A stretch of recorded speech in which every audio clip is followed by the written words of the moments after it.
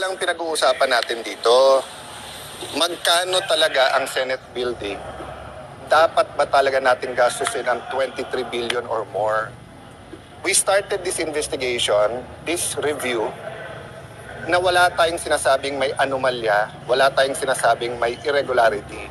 Simple lang, 23 billion kasama yung sa lupa, masyadong mahal. What did Senator Binay do? She started going around, nagmamamarites, nagkakalat ng kung ano nung chismis, at kasama sa official chismis na kinakalat is that mali yung numbers namin. She can correct it anytime. And let me address this to her now. Senator Nancy, linawin na lang natin tong lahat. Mahinahon, sa tama, napaka-busy ng ating bansa, napakaraming problema. Magkano ba talaga ang Senate building? Of course, kasama lupa. Kasi DPWH mismo ang nagsabing, hindi pa nila malaman hanggang magkano aabutin eh. DPWH mismo nagsabi, hindi pa tapos lahat ng plano. DPWH mismo nagsabi na 21.7 billion so far. So far. And Senate Finance na nagsabing mahigit 1 billion yung lupa. So 23B. So eyes on the ball tayong lahat. Ang ginagawa ni Senator Nancy from the start, nililito tayong lahat eh. Alam niya namang walang mangyayari dyan sa ethics case eh. Pwede ko rin siyang pailan ng ethics case eh. Dahil unethical din yung mga pinanggagawa niya. Hindi ka pwedeng biglang hindi ka member, bigla kang manggugulo doon. Nagsasalita pa, chairman, gusto mong mauna ka, pinagbigyan ka na, tapos mag-walk out ka in that manner. Even si Senator Miriam, hindi ganun mag-walk out. Diba? Meron siyang pasubali sa chairman or whatever. Pero anong mangyayari kung kakasuhan ko rin siya sa ethics, diba? Although that's always an option, papasok ako doon sa ginugulo lang niya. Balik tayo sa issue. Bakit 663 million sa landscaping alone? Diba? Bakit mahigit 2 billion sa broadcast at saka sa IT at security?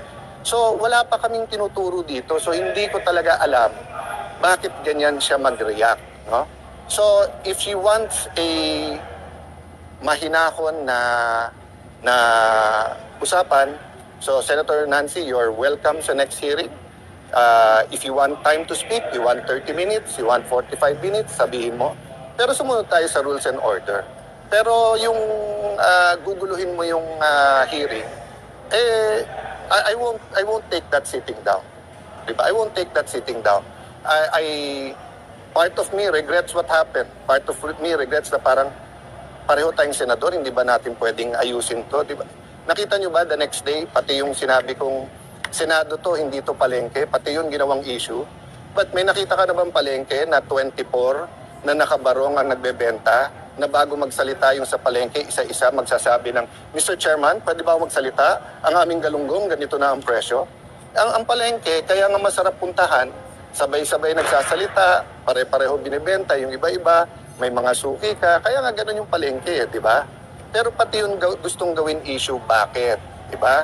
Gusto niya gawing issue yon kasi gusto nga niya mawala ang focus natin, which is magkano ba talaga yung building, kailan ito matatapos, at tama ba yung paggastos natin ng pera dyan. So, foremost, ako, I will focus on that. But I don't regret exposing na nagmamarites siya kasi yun talaga ginagawa niya. Ikot ng ikot, sa interview sinasabi na mali yung numbers, wala. Senator Nancy ang nagbigay sa akin number, staff mo. Kinonfirm ng Senate Finance yung numbers. Tatanungin mo ang DPWH para magkamali sila na 23 kasi 21.7. Kaya ako nga nasabing buang na kasi nga parang nagising ako sa mundong ito na sinabi ng DPWH 16 billion malayo sa 23. Nag-sorry sila, ikaw pababawi mo yung sorry kasi 21.7 billion. So, parang sa kanya, walang difference ang 23, 21, 16 billion. Pera ng bayan yan. Ako nagsimula ako sa politika, 100,000, 200,000, 1 million, hinahanap ng tao, anong ginawa mo sa perang yan? Tapos ngayon, bilyon-bilyon ang pinag-uusapan natin, parang nabuwag na yung mundo na baliwala to. Diba? That's why nga, ganun yung pusok ng damdamin ko, na parang ganda-ganda ng takbo ng hearing, nagkakanawaan, lumalabas dito kung ano yung talagang numbers. Wala pa tayong sinasabing anomalya. Pero bakit ganun ang reaction mo? Ba't ka galit na galit? Diba? Bakit mo talagang nililihis. Don't discredit this inquiry. Kahit sinong gumawa ng inquiry na to, it's clear to me, i-discredit ni Senator Nancy. But I don't know kung ano nandyan. So wait for the next hearing. She's welcome. I'll give her time.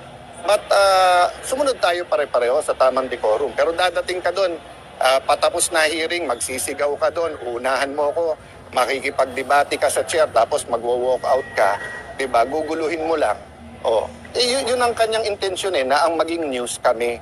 Imbis na yung news, yung building. So mag-file ka ng ethics ngayon, pero ang sagot ko pa rin sa iyo, eyes on the ball, Senator Nancy. Ito ba yung sinasabi ni President Erap? Hindi ko naiintindihan yun, yung joke na landscape victory. Baka ito na yun, kasi 663 million sa landscaping alone, landscape victory pala talaga to, kung natuloy ito. Pero para kanino? Hindi to victory para sa tao. Diba? So that's my reaction. Po kayo nasa Senado, ilang beses po nagkasagutan. Tignan nyo yung records ko, ano-ano nga tinawag sa akin. Diba? And I'm tempted to explain to you what I meant. But if I explain to you what I meant, sumunod lang ako sa kanyang sa kanyang gusto na ang maging issue ako o kaming dalawa. Hindi yun ang issue. Ang issue yung 23 billion. Ano ba mas may importante sa tao? Kung anong tingin ni Nancy sa akin at anong tingin ko sa kanya? Or kung ano talaga ang nangyayari dyan sa building. That's precisely what she's trying to do, to drive the attention to that. So nasa ethics na. So let's deal with it. When we get there, I will explain. Pero for right now, di ba, I'll ask Senator Nancy, 15 months nasa mesa mo yung 7.2 billion. Hindi gumalaw sa mesa mo. DPWH mismo nagsasabi, wala pang amount. Yung abogado mo, isang weekend lang, kaya nilang gawin yung ethics complaint. Pero isang taon at 3 buwan, hindi nyo kayang tignan kung magkano yung ginagastos na para sa building. So ako ibabalik ko sa issue. Gusto niyang dalhin doon yung issue. Sige, sa tamang panahon, pag nandun na sa ethics, pero wala pa tayo doon. Nandito tayo ngayon sa building. So ba't naman ako papayag na ilihis niya yung issue? Diba? At ano ba mas importante sa atin lahat? I'm addressing this not to you sa media, but sa mamamayan. I think what's more important is this money. This could be used for classrooms, for clinics, di ba? We can have a beautiful Senate na we don't overspend, di ba? Tapos pinapalabas niya, politika yon. Hindi ba napatunayan naman yon? Siya magsasabi, tapos pag lumabas sa TV, yung pagbalik sa 2015, ako masisisi. I-review niyo lahat. Siya nagsasabi nun kaya ko nga sinabing marites di ba? Di ba sa NBI, si Alice Go, pinasabi nung NBI, yung fingerprint, yun din pala si Alice, yung si Guo, Huaping. Tinawagan ko rin yung NBI Yung fingerprint ni Marites Binay at ni Lourdes Binay, siya din yun Siya din yun. Napatunayan lang niya sa pagpa-file niya ng ethics complaint na nagmamarites talaga kung ano-anong kinakalat tungkol sa If she really wants to help, make a memo, submit.